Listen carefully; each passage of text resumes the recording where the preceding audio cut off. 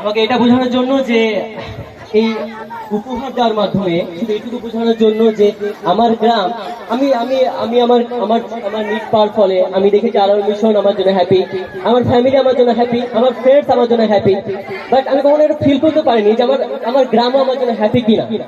তো thank you Sujan sir যে আমাকে এটা বোঝানোর জন্য, এই পুরো গ্রামকে রিপ্রেজেন্ট করার মাধ্যমে এটা বোঝানোর জন্য যে হ্যাঁ, আমার গ্রামও আমাকে নিয়ে গর্ববোধ করে, আমার গ্রাম আমাকে নিয়ে হ্যাপি, আমার গ্রাম আমাকে ভালোবাসে। আমার আমার মনে হয় যে আমাদের উন্নতির দুটো পথ আছে, আমার মধ্যে দুটো পথ আছে। একটা হচ্ছে নিজেকে উন্নত করো, লাইক আমি এখন ডক্টর, আর 2 বছর পর এমবিবিএস কমপ্লিট হয়ে যাবে, আমি উন্নত নিজে করে নিয়েছি। এবার নেক্সট আমি কোনো উন্নত সোসাইটি চলে যেতে পারি। অর্থাৎ আমি এখন গ্রামে থাকি, আমি 2 বছর এমবিবিএস করার 2 বছর পর এমবিবিএস করার পর আমি কলকাতা শিফট হয়ে গেলাম। এটা একরকম উন্নতি করা যায়, কারণ উন্নত সোসাইটিতে আমি থাকছি। আর একটা করা যায় যে নিজেকে উন্নত করার সঙ্গে সঙ্গে পারিপার্শ্বিক অনন্ত মানুষগুলোকে উন্নত করা, এটা একরকম উন্নতি করা। আমি সেকেন্ড স্টেপটা ফলো করি, এটা আমাকে দাদা করতে শিখিয়েছে যে উন্নতি সবসময় সার্বিকভাবে করা উচিত, অনুন্নত মানুষগুলোকে নিয়ে উন্নতি করা উচিত। এটা করলে কি হয়, শান্তি পাওয়া যায়। আমার মনে হয় আমরা জন্ম থেকে মৃত্যু পর্যন্ত শান্তির খোঁজ করি, যে কোথায় আমরা শান্তি খুঁজে পাবো।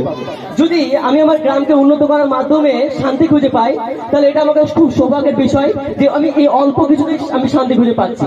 আমার ফিউচার, আমার দাদা আমাকে ফিউচার অনেক প্ল্যানিং বলেছেন, তার মধ্যে একটা প্ল্যানিং হচ্ছে যে আমরা যারা আছি, যারা ডক্টর পড়ছি, ইঞ্জিনিয়ার পড়ছি, বিভিন্ন অনার্স পড়ছি, বড় হয়ে বড় কিছু করবো, তখন আমরা একাকি হয়ে যাব না, আমরা সবাই একটা সোসাইটি তৈরি করবো, একটা ফাউন্ডেশন তৈরি করবো, যার মাধ্যমে কি হবে যে আমি আমার উন্নতি করার সঙ্গে সঙ্গে আমার পারিপার্শ্বিক মানুষগুলো উন্নতি করা।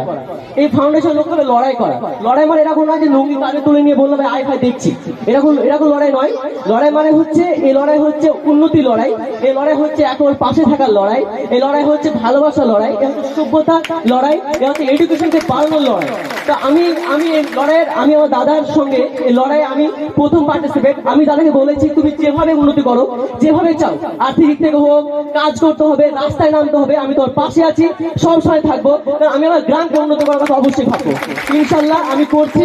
আমি চাইবো যে আমার সমস্ত ভাইগুলো, শুধু যারা পড়াশোনা করছে তাই নয়, যারা পড়াশোনা করছে না, এখানে কিছু ভাই আছে যাদের সঙ্গে কথা বলে, ওরা অবশ্যই ভালো, হ্যাঁ কিছু সভ্যতা ঘাটতি আছে যেটা ওরা আস্তে আস্তে শিখবে, এডুকেশন হওয়ার সঙ্গে সঙ্গে শিখবে। তো তাদেরকে নিয়েও, যারা পড়াশোনা করছে, পড়াশোনা করছে না, সবকে নিয়ে আমরা একটা ফাউন্ডেশন খোলার কথা ভাবছি, যেটা উদ্দেশ্য হবে আমাদের গ্রামকে উন্নতি করা, তারপরে জেলা, জেলা থেকে রাজ্য, আর সর্বশেষ আমাদের দেশকে। ইনশাল্লাহ এটা করবো। Thank you. হ্যালো, প্রথমেই ধন্যবাদ জানাই সুজন দাকে, সুজন স্যারকে, যে এরকম একটা মুহূর্ত তৈরি করার জন্য। তারপরে আমার পাশে উপস্থিত স্যার, শিক্ষক মহাশয়, আমার সামনে উপস্থিত অভিভাবকগণ, আর আমার অনেক দাদা আছে, অনেক ছোট ছোট ভাই, সবাইকে আমার আন্তরিক শুভেচ্ছা সালাম জানাই। এই যে সোশ্যাল, অনেকেই অনেক স্যারই বললো, আমাদের বালিপাড়া হাই স্কুলের হেড স্যারও বললো যে সোশ্যাল মিডিয়ার যে একটা, জাস্ট আমি একটা সাধারণ এক্সাম্পল দিচ্ছি যে কিরকম বর্তমানে পরিস্থিতি হয়ে গেছে, যে একটা বাচ্চা যখন, একটা ছেলে যখন সাফল্য দেবে, তার প্রথম ভিত্তি হচ্ছে যে শিক্ষাটা পায় মার কাছ থেকে। ছোট বাচ্চারা তো মেনলি বড়দেরকে অনুসরণ করে। একটা মা, আমাদের গ্রাম, আমাদের আশেপাশের গ্রামে এখন এরকম প্রজন্ম হয়েছে যে ছোটরে সান্ত্বনা দেওয়ার একটাই জিনিস, সেটা হচ্ছে ফোন। কিংবা যখন দেখছে যে কোনো কাজ নাই, মা কি করছে, ফোন ঘাটছে। তো একটা বাচ্চা, সে কিন্তু কিছু জানে না, তাকে যেটা শেখানো হবে সে সেটাই শিখবে। সে যদি দেখে যে হ্যাঁ বাইরে ঘুরে বেড়াচ্ছে, তো সে বাইরে ঘুরে বেড়াবে। সে যদি দেখে যে হ্যাঁ বড়রা কি করছে, যে ফোন ঘাটছে, তো তারও টেন্ডেন্সি সেরকমই হবে। ওই জায়গাটি একটা, যদি বলেন যে একটা গাছ তৈরি করার জন্য প্রথম তো যেটা মূল ভিত্তিতে যদি মায়ের কাছ থেকে এরকম শিক্ষা হয় যে বাচ্চা কাঁদছে, তাকে খাওয়ানোর জন্য কি করতে হবে, ফোন দেখাতে হবে। তাহলে সময়টা কোথায় যাবে? ও যখন বড় হবে কি শিখবে? এই যে আমার সামনে বেশিরভাগই অভিভাবকগণ আছে, আমার মায়ের সমান সব, তাদেরকে আমি এটাই অনুরোধ করবো যে এই জিনিসটা থেকে যদি বেরিয়ে আসে, যে দেখে যে হ্যাঁ যে মা কি করছে সেটাই তো দেখবে বাচ্চা। যদি মা ফোন ঘাটে তবে অবভিয়াসলি বাচ্চাও ফোন ঘাটবে, এটা মানে বাস্তব।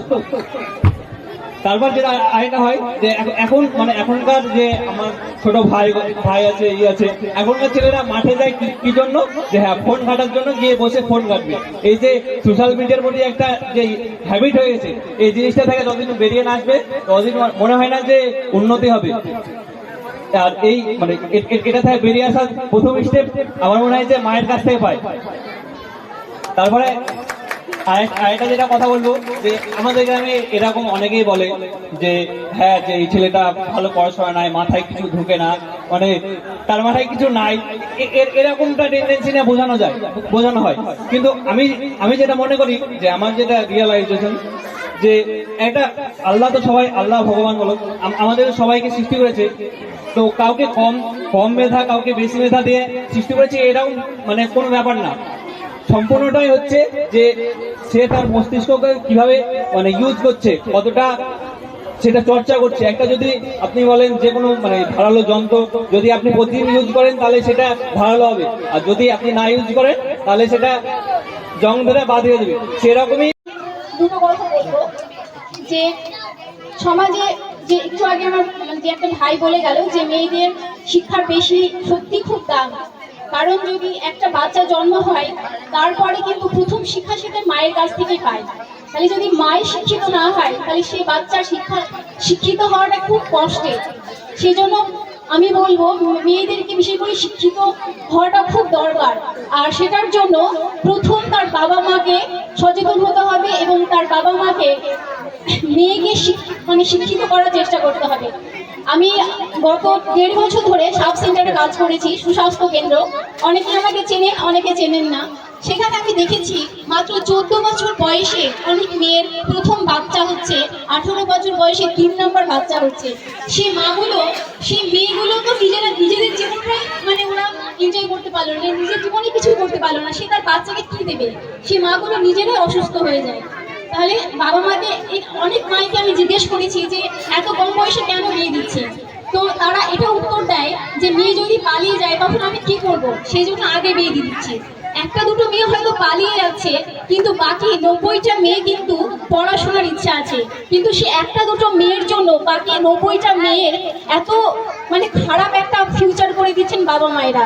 সেজন্য মেয়েরা পালিয়ে যাবে সেইটা ভয় না করে মেয়েদেরকে এটা করবেন যে জীবনে তোমরা উন্নত হতে পারবে যদি তোমরা ভালো করে পড়াশোনা করো। আর কিছু বলবো না। ওই একটাই লাইন, আজ বড় সুখে দুটি চোখে জল এসে যায়।